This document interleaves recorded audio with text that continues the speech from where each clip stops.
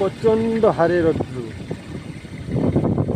রৌদ্রুতে আপনার গায়ের জল ঝরে যাবে। এত রৌদ্রু কি বলবো আপনাকে।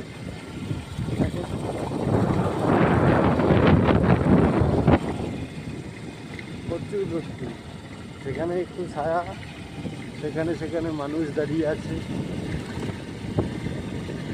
বিশাল রৌদ্রু, এই রৌদ্রুর মধ্যে কেউ খালি পায়ে যদি এই রাস্তায় হাঁটে তার অবস্থা ঘায়েল হয়ে যাবে। আমাকে তো হেলমেটটা মাথা রাখতে ইচ্ছে করছে না,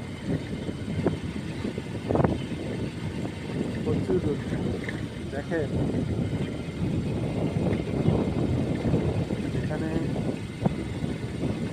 একমাত্র লোকজন রয়েছে সেটা গাছের তলায়, তাছাড়া এই কড়া হাড়ে রৌদ্রের মধ্যে কোথাও লোকজন নেই।